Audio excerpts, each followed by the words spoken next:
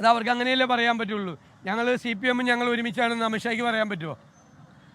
ഇവിടെ കോൺഗ്രസും CPM നേരിട്ട് ഏറ്റുമുട്ടുകയാണ് എന്നറിയാൻ പാടില്ലാത്ത ആരാണ്?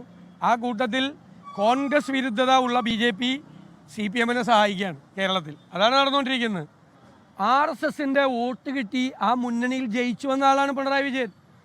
കേരളത്തിലെ ഒറ്റ കോൺഗ്രസ്സുകാരനും ഒരു RSSകാരൻ്റെ പിന്തുണയോടുകൂടിയും ഒരു BJPയുടെ പിന്തുണയോടുകൂടി നിയമസഭയിൽ വന്നിട്ടില്ല. ഞങ്ങൾ ആരും അന്നത്തെ ജനസംഘത്തിൻ്റെ പിന്തുണയോടുകൂടി ഒരുമിച്ച് മത്സരിച്ച് ഒരേ പാനൽ മത്സരിച്ച് KG മാരാരാണ് അദ്ദേഹത്തിൻ്റെ തെരഞ്ഞെടുപ്പ് കൺവെൻഷനിൽ പ്രസംഗിച്ചത്. അങ്ങനെ വന്ന ആളാണിത്. പിന്നെ അധികാരത്തിൽ വന്നപ്പോൾ സ്വന്തം നമ്പർ 1 കാറ് മാറ്റി ഹോട്ടലിൽ വന്ന് RSS നേതാക്കളുമായി രഹസ്യ ചർച്ച നടത്തിയ CPM മുഖ്യമന്ത്രിയാണ് പിണറായി വിജയൻ.